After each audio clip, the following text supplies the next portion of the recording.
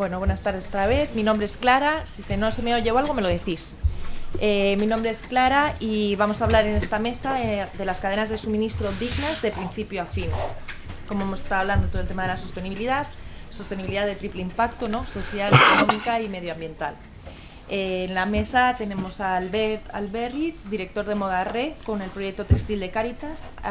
Albert es consciente de que la moda circular ayer era deseable, pero hoy es inevitable, y de que al futuro, en vez del porvenir, se le debería llamar el por hacer, porque depende en gran medida de lo que hagamos en el presente para moldearlo, y por ello Moda Re aspira a consolidar su liderazgo en la recogida y tratamiento de la ropa usada para ampliar y mejorar su impacto social y ayudar al cuidado de nuestra casa común y en la construcción de un mundo sostenible, social y medioambientalmente.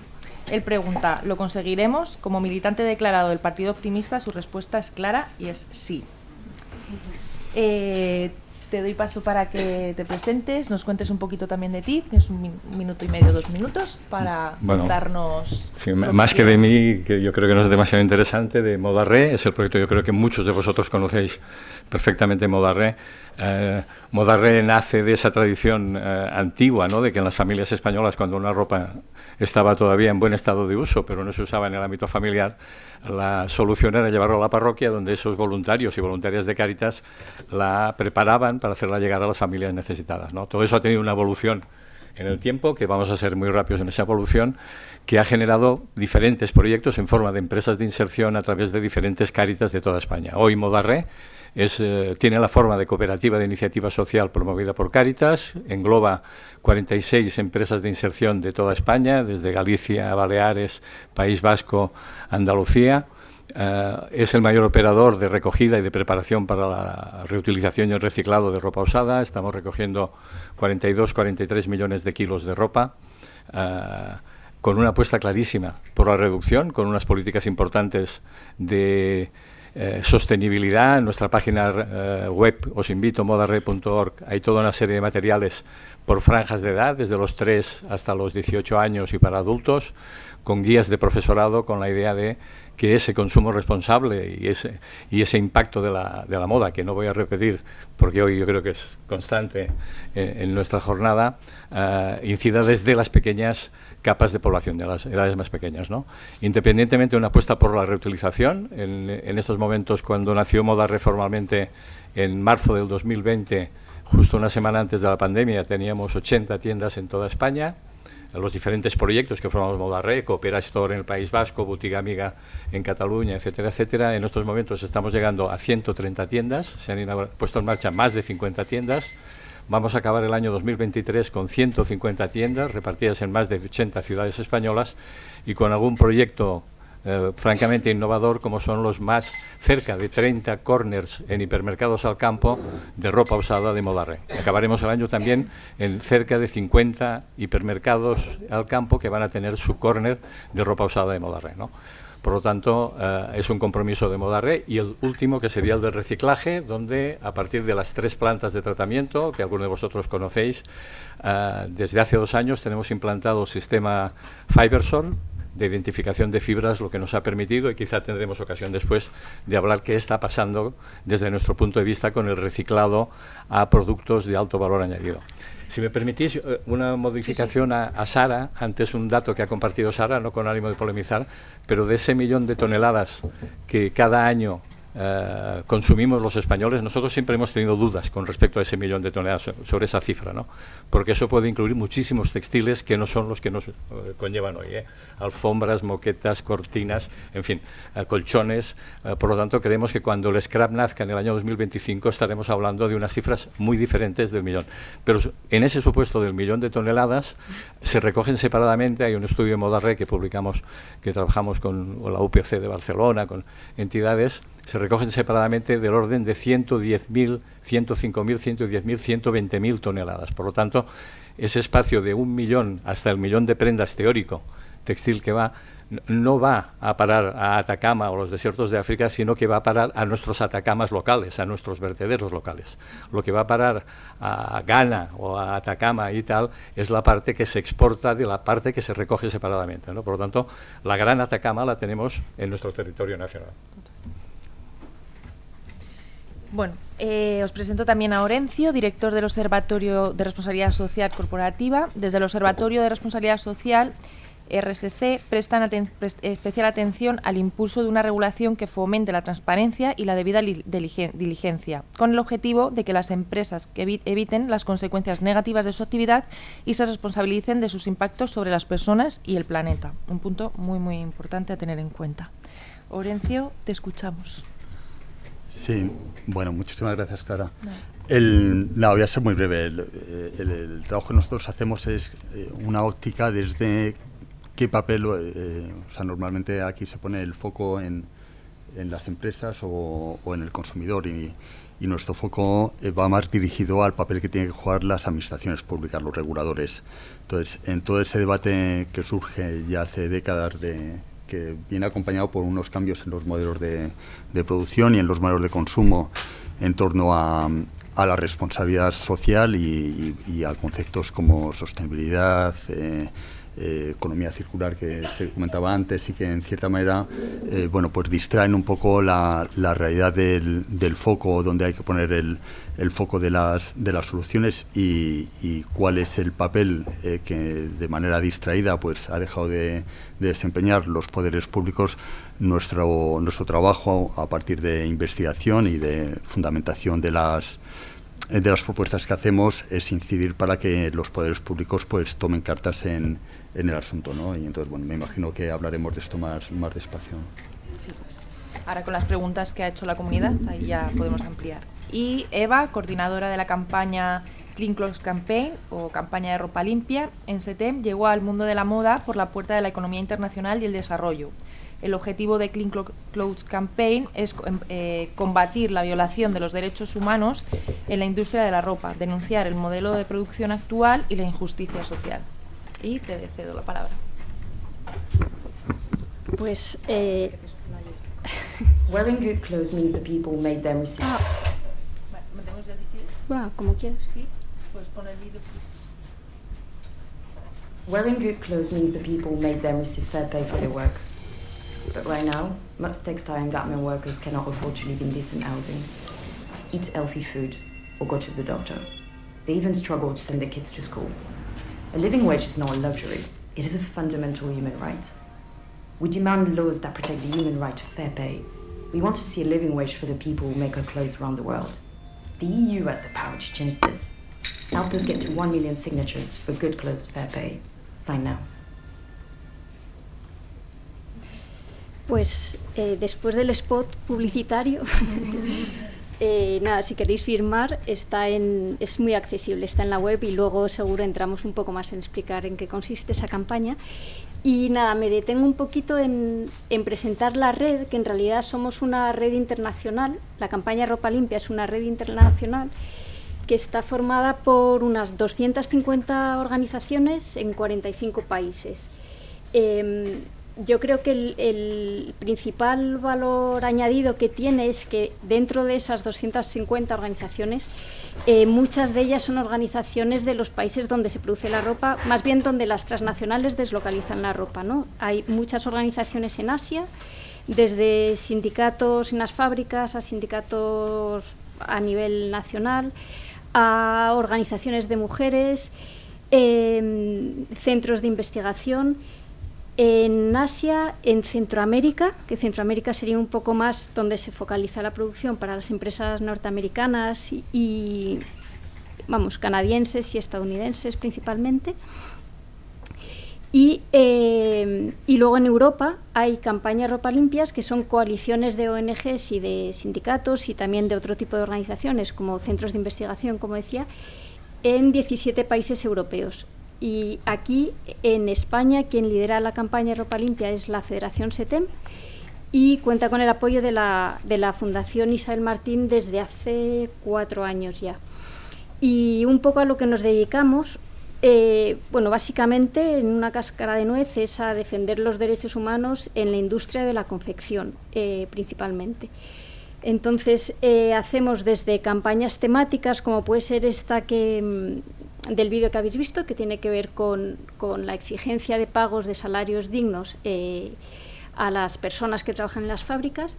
Como campaña sobre salud y seguridad en las fábricas, nos ha ocupado muchísimo como vamos a campaña Ropa Limpia y a otras organizaciones primas con las que colaboramos, por ejemplo, todo el trabajo que se ha hecho después de que se derrumbase el edificio Rana Plaza en Bangladesh, en el que murieron más de 1.000 personas y más de 2.000 pues resultaron mutiladas, ¿no?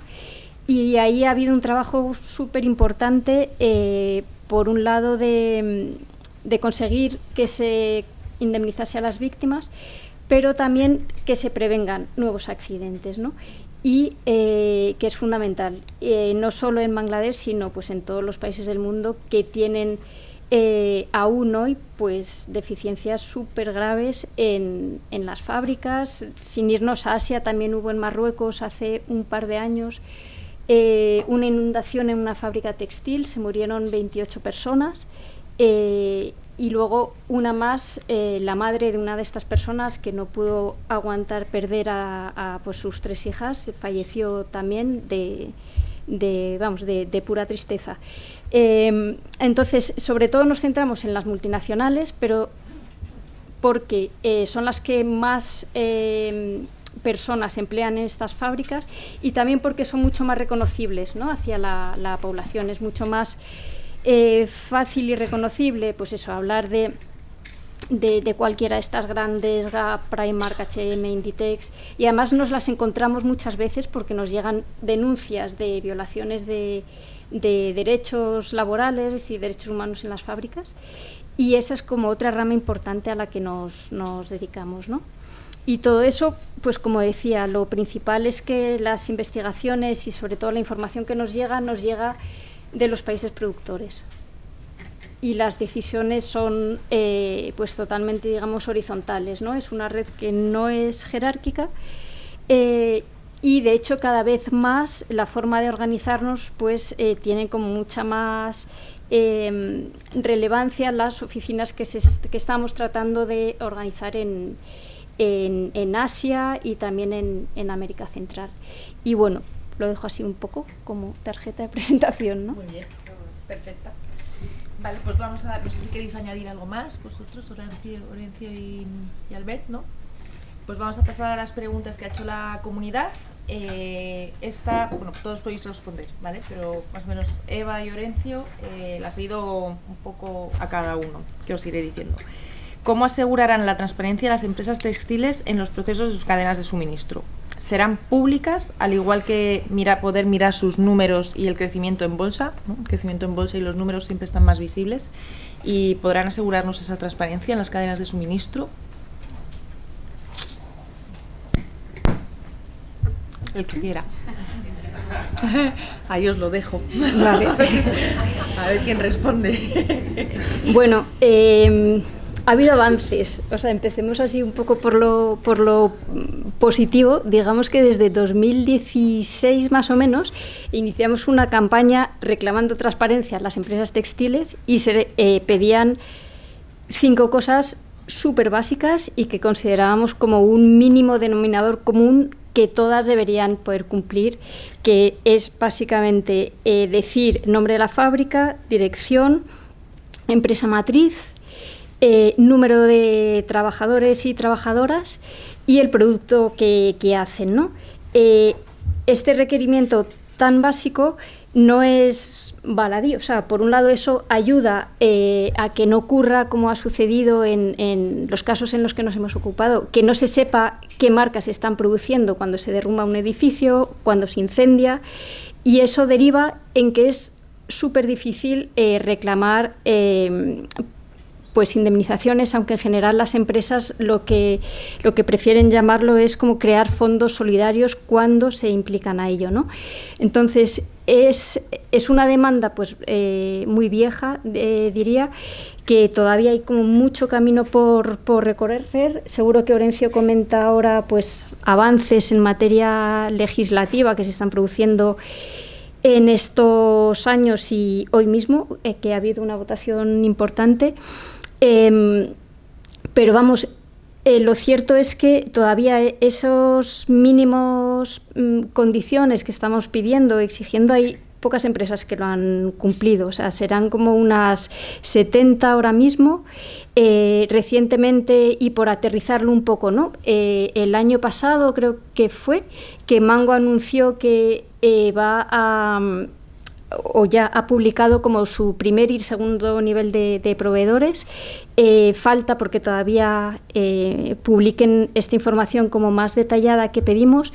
Hay otras empresas como pues Inditex que todavía no lo ha hecho. Hablo de las españolas, pero vamos, podríamos hablar de las internacionales.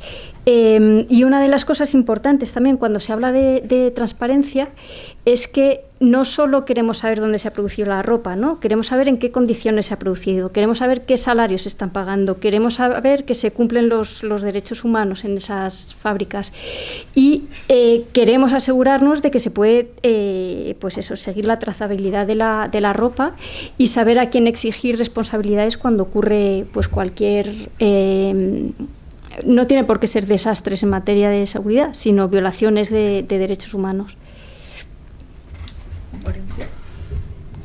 Bueno, pues como comentáis, sí, ha habido avances en materia de transparencia, no tanto en materia de rendición de cuentas, ¿no? Que es o sea, dentro de la diferenciación entre transparencia más vinculada con comunicación, o sea, si miráis cualquier página web de grandes marcas, los temas de sostenibilidad están en un lugar destacado, ¿no?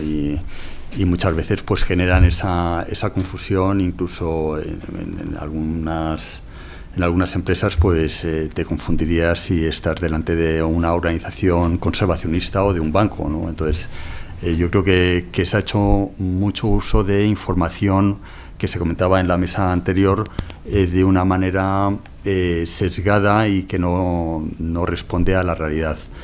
Eso durante muchos años, porque la transparencia o la rendición de cuentas facilita, o sea, pone unas condiciones que en primera instancia, cuando se identifican todos estos problemas que se empiezan a identificar ya en los años 70, el traslado de la producción a terceros países, primero deslocalizando la producción y luego externalizando la mayor parte de esa producción, sobre todo en sectores como el textil, responde a dos motivaciones. Una de ellas es la motivación económica, reducir los costes por actuar en territorios donde la mano de obra es más barata. La producción está sometida a menos estándares o a menores estándares, tanto legislativos como desde el punto de vista de supervisión, inspección, etcétera, en todos los ámbitos, en el ámbito ambiental, en el ámbito fiscal, en el ámbito de los derechos fundamentales, de los derechos laborales. Y desde ese momento en que se empieza, y luego hay otra motivación, aparte de la minoración de costes, que imagino luego hablaremos, está la elusión de la responsabilidad jurídica sobre esas condiciones. Y esa quizás permanece más desapercibida, pero yo creo que es una de las principales motivaciones de esa deslocalización y externalización de la producción. Yo no soy responsable por los impactos que esté produciendo en terceros países. Acompañando a ese proceso durante décadas de qué soluciones pueden solucionar o qué elementos o qué acciones pueden solucionar estos problemas que se han identificado. La transparencia es una de las cuestiones fundamentales para que la acción de mercado, que es la defendida en primera instancia por parte del sector empresarial, primero negación del problema, y esto pasa en muchos ámbitos, luego reconocimiento del problema, el problema existe, no es necesaria una regulación, nosotros vamos a solucionarlo, ¿no? Para que ese mercado pueda funcionar y el consumidor pueda seleccionar los productos de forma adecuada en base a criterios de sostenibilidad o impacto, es necesaria esa transparencia. Eso no ha funcionado. Durante muchos años se han emitido muchísimos informes por parte de las empresas, y en el 2014, todo esto tiene un recorrido durante muchos años porque hay fuertes elementos de incidencia que se oponen a que haya avances en la regulación. En el 2014 hay una directiva comunitaria que obliga a un conjunto de empresas, de grandes empresas, a presentar los estados de información no financiera sobre cómo gestionan riesgos e impactos en diferentes áreas: derechos laborales, derechos humanos, medio ambiente, corrupción, derechos de los consumidores. Y eso tampoco funciona, y esto pasa también en muchos ámbitos, ¿no? Que una vez que se acepta que va a haber una legislación, se producen las mayores presiones posibles para que esa legislación no sea efectiva, sea una legislación que no sea muy exigente, ¿no? Y ahí se apelan también a razones de competencia, de competitividad, de productividad, etcétera. Y esa directiva del 2014, que no ha causado ningún impacto positivo sobre la rendición de cuentas, se ha revisado ahora. La directiva pues se ha ido trasladando, aquí se trasladó en el 2018, se ha revisado ahora en el 2022. Ahora ya con estándares mucho más concretos, ¿no? Y que afectan no solamente a grandes empresas de más de 250 trabajadores, cotizadas y no cotizadas, sino que a partir del 2025 va a afectar a pymes, ¿no? Y yo creo que este elemento sí es un elemento crucial. Hay unos estándares que están siendo elaborados, han sido elaborados y que se van a aprobar definitivamente a finales de junio, se espera, y son estándares que ya no dicen, bueno, informe usted sobre cómo gestionar los riesgos, sino informe usted en el caso de las emisiones de grado 1, de alcance 1, de alcance 2, de alcance 3, y en las de alcance 3 tiene usted que incluir todos estos elementos y tiene que presentar esas emisiones conforme su producción o número de empleados. Es decir, ya es información que sí es comparable y esa información puede funcionar desde el punto de vista de rendición de cuentas. Y ya acabo en el sector textil, esto todavía complejiza muchísimo más, porque el Inditex, una información que facilitaba la propia empresa, creo que en Bangladesh hace ya 5 años esta información tenía 34 empleados en plantilla propia, y según declara la propia empresa, 384.000 trabajadores en el clúster de producción de Bangladesh, ¿no? Con lo cual es que ni la propia empresa muchas veces es consciente de los niveles de producción que hay en segunda y tercera línea, ¿no? ¿Puedo añadir una sí, cosa? Hombre, claro. Solo comentar que, o sea, como prueba de la opacidad realmente que hay en las cadenas de suministro, las organizaciones de la sociedad civil, Campaña Ropa Limpia entre ellas, pero otras también, Human Rights Watch, por ejemplo, Workers' Rights Consortium en Estados Unidos, hemos creado como 3 herramientas.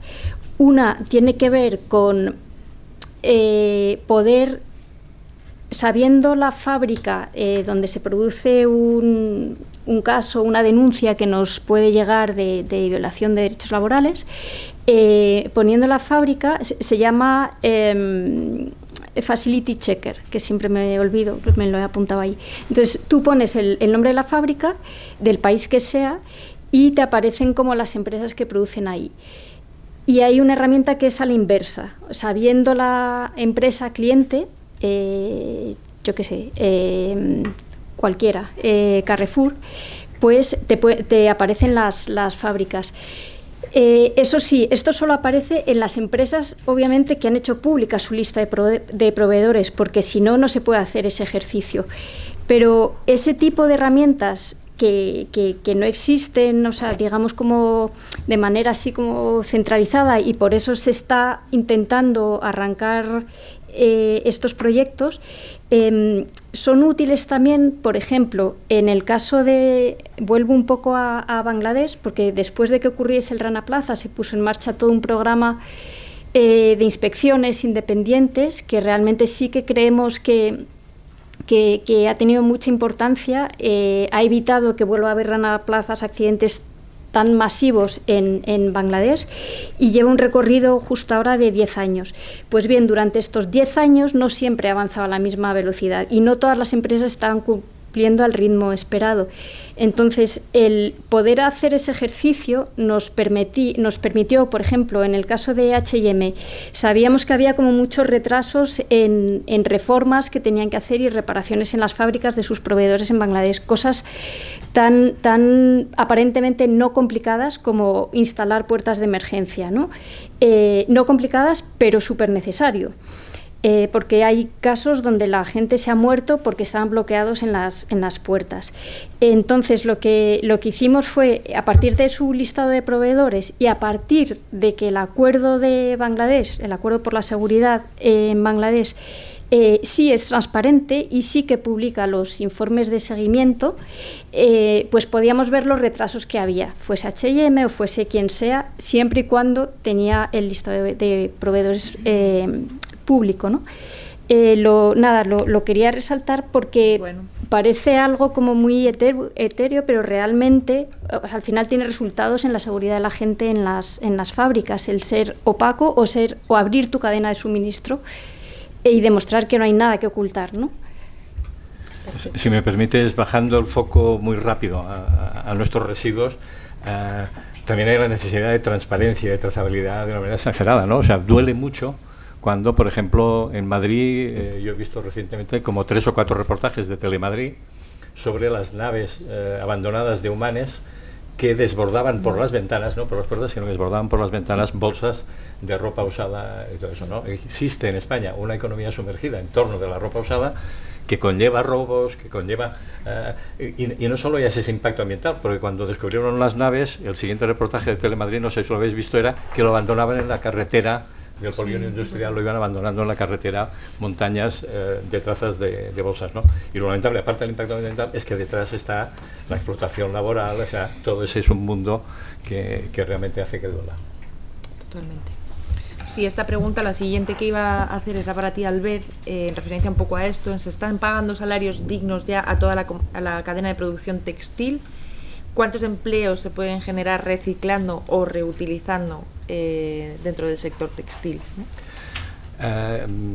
Sabiendo con todas las dificultades y todo eso, pero si hacemos cualquier escandallo y lo hacemos, yo lo diría, sobre la última marca que ha impactado fuertemente en nuestra sociedad, ¿no? Que no tiene tiendas, pero que tiene tiendas espontáneas o efímeras o lo que fuese y tal, si haces un escandallo, evidentemente o es un gran filántropo el que está detrás y quiere regalar ropa a la gente, evidentemente, y es que no es que estemos hablando salarios de explotación, es que no hay salarios prácticamente en ese tema, por lo tanto, a partir de ahí podemos ir escalando y por lo tanto, pero eso ya es exageradamente, es aritmética, o sea, no da para ese tema, ¿no? En cuanto al reciclado, sí que creemos que hay una capacidad importante de creación de puestos de trabajo y porque ha habido un cambio de paradigma. O sea, nosotros, más o menos, los grandes números siempre estamos hablando de la ropa que se prepara entre un 50 y un 60% es reutilizable. Una pequeña parte de esa se reutiliza en España y ahí tenemos una asignatura pendiente que si queréis lo comentamos en un momentito.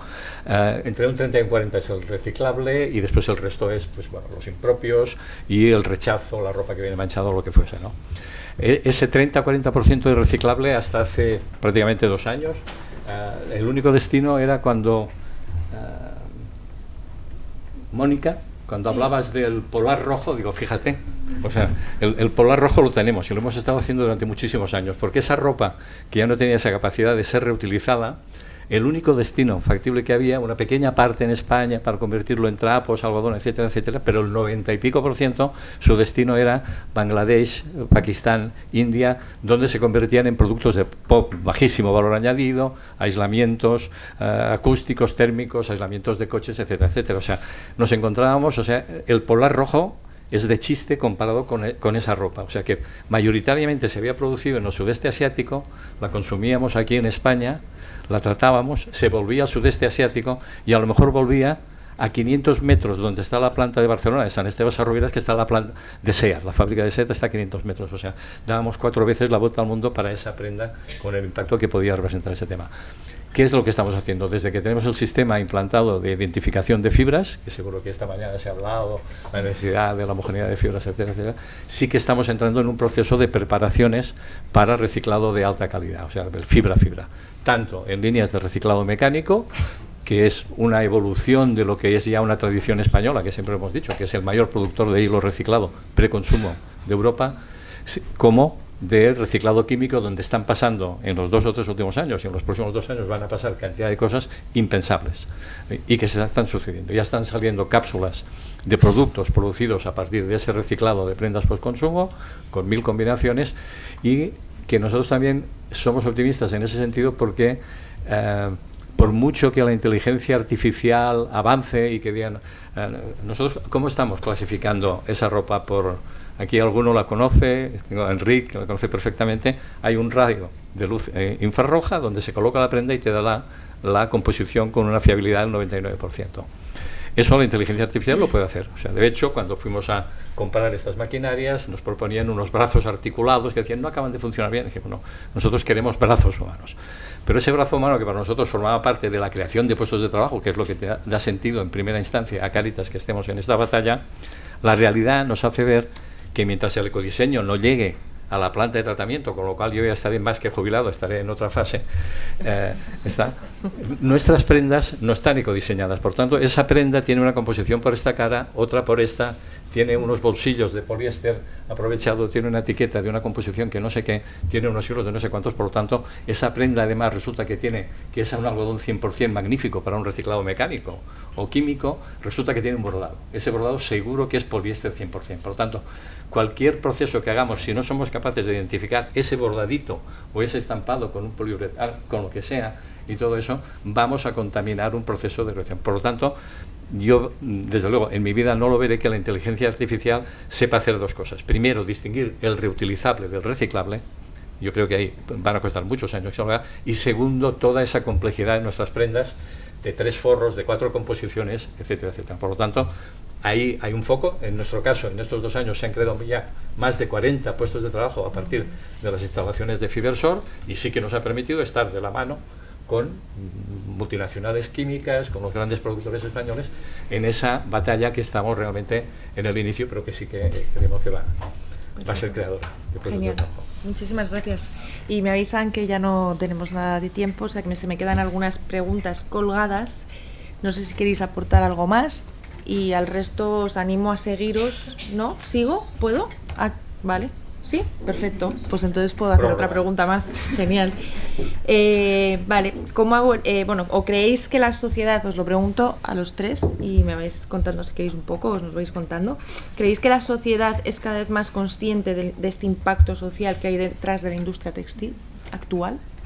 O sea, la sociedad siempre, o sea, como que les obligamos, ¿no? Tenéis que comprar moda sostenible o tal alimentación, tener agricultura regenerativa, pero ¿realmente somos conscientes de ese impacto que hay detrás en las personas? Porque en el medio ambiente, que ponemos siempre foco, sí que vamos siendo un poco más conscientes, pero en la parte social... En medio ambiente yo creo que cada vez más, o sea, porque sí. Ahora es difícil una semana en que no tengamos una noticia de un gran medio de difusión nacional, no los de nuestro sector, sino difusión nacional, que de noticias sobre el impacto y sobre ese tema, ¿no? Pero social no sale nunca nada en la tele, ¿no? Entonces creo que el consumidor no creo que no avanza o no podemos avanzar, ¿no? Si realmente no vemos. Siempre decimos vamos a mirar un poco más allá, pero si no lo sabemos, la gente no va a mirar, porque vamos como muy focus, ¿no? Bueno, yo voy a poner un punto negativo, o realista quizás, ¿no? Viendo un poco cuál es la trayectoria. Esta mañana leía que las emisiones en España se han incrementado un 8% en este último año, ¿no? Antes, en la mesa anterior, se comentaba que el consumo de ropa pues sube exponencialmente desde el año 2000, y yo creo que hoy en día todo el mundo es consciente del impacto que tiene su consumo. Lo que pasa es que se ha llegado a un momento de descrédito en el que si las empresas operan así, ¿por qué esta es mi responsabilidad?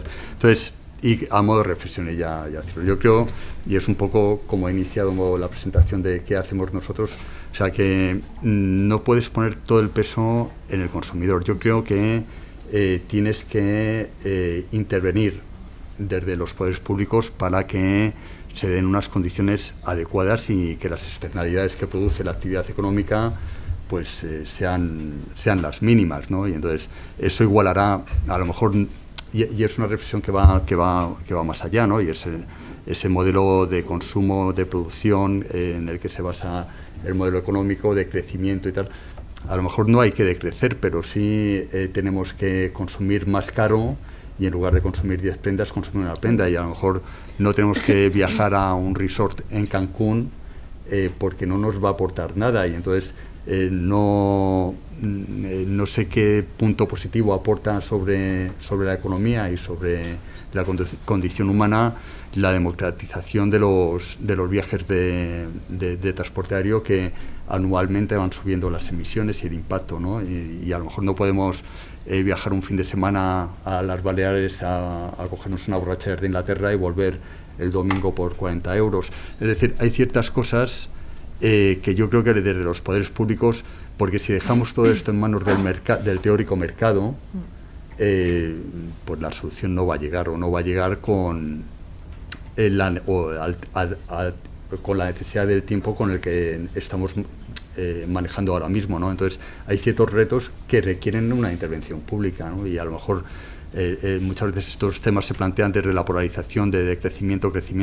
A lo mejor es que tenemos que pagar más por las cosas que estamos consumiendo, ¿no? El modelo de consumo que se ha impuesto, y desde esa perspectiva yo creo que todas estas legislaciones, y es poner un poco el foco más para allá, pero que nos va a afectar a nosotros, ¿no? Porque al final lo que estamos hablando, y termino ya, es de una competencia completamente desleal. No podemos competir, o las personas que estáis iniciando proyectos o que tenéis un proyecto empresarial, es muy difícil competir con estas grandes marcas que realmente se saltan todas las reglas de mercado, ¿no? Están produciendo unas externalidades que vosotras no producís, con lo cual hay que exigir, hay que demandar, hay que tener un activismo no ya hacia el consumidor, que también, sino también hacia los poderes públicos, y sobre todo hacia los poderes públicos, ¿no? Al hilo de esto, bueno, si quieres decir algo, Eva. Vale. Digo, al hilo de esto, que también podéis hablar los dos también, o Albert, ¿creéis que ha avanzado esa legislación en temas de diligencia en el sector textil, en este caso?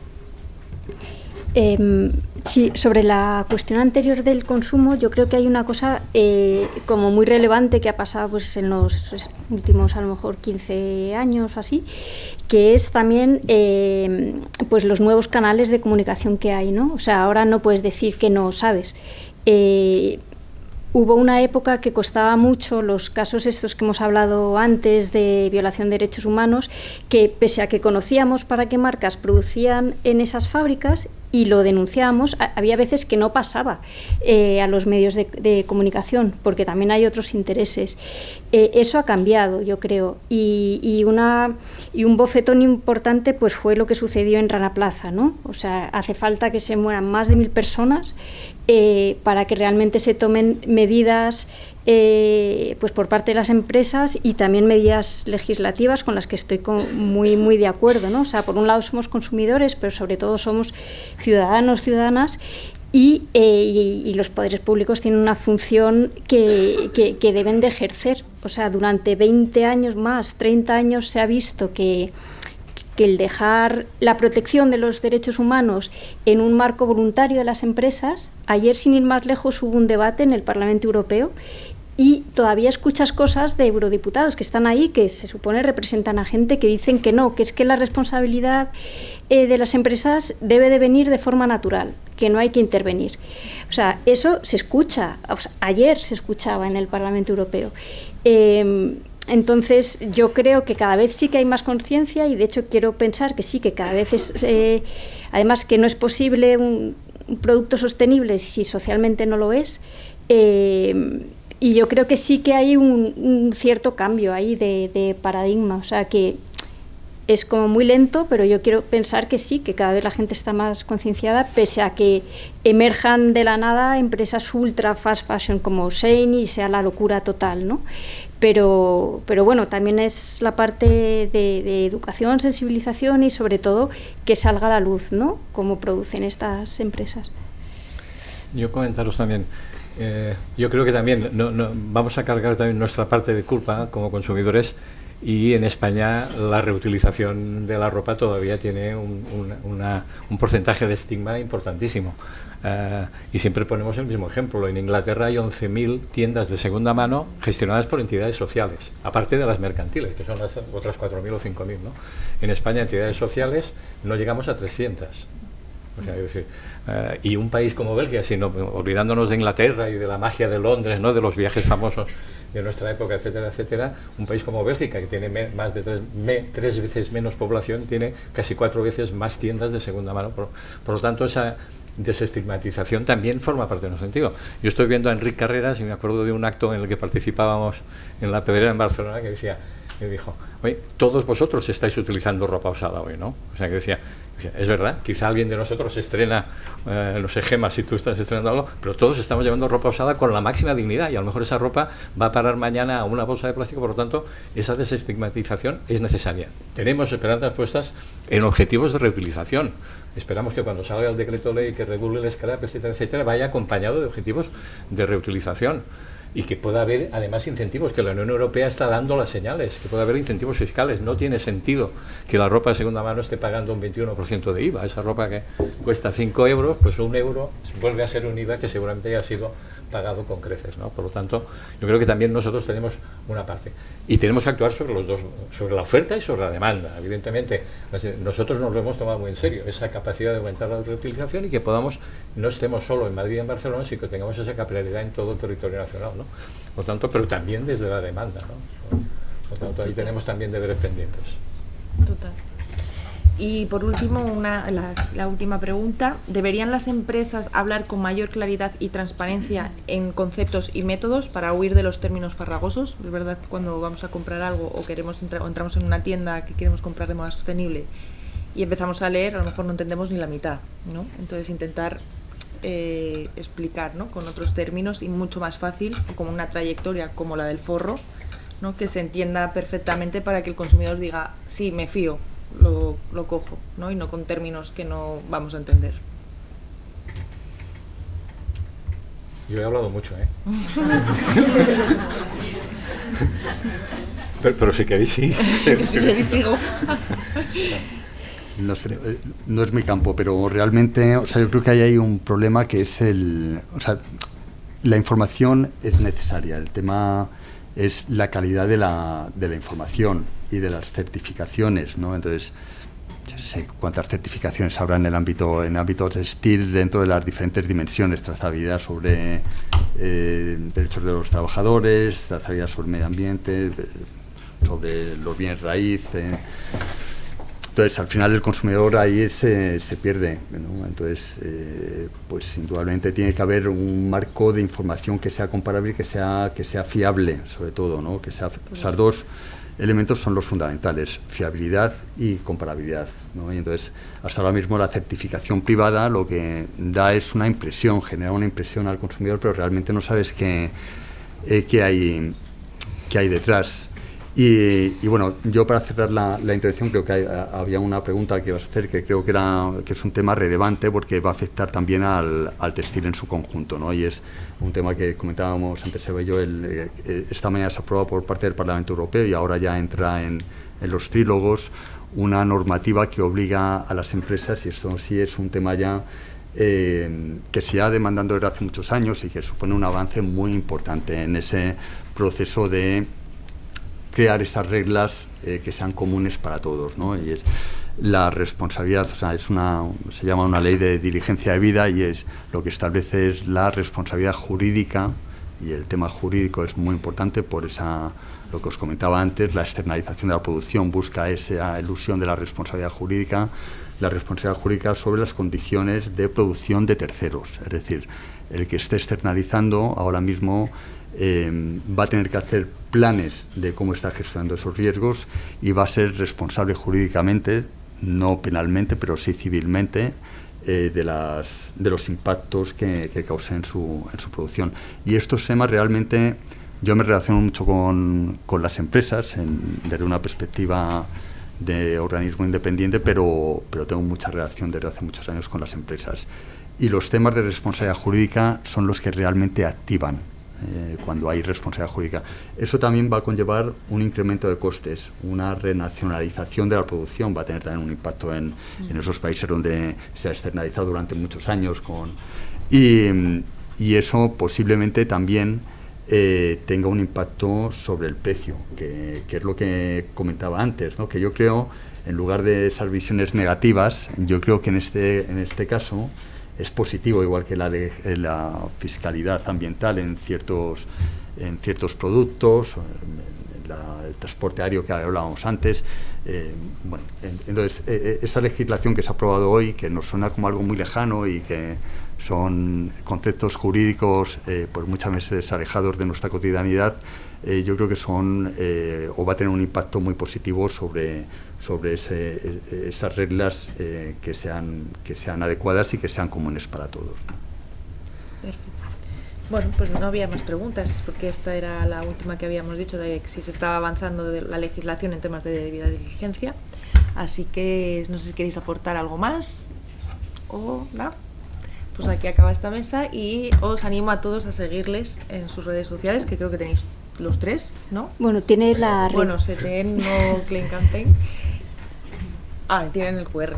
Pues escanear el QR y a seguirles a todos. Muchas gracias. Muchas gracias.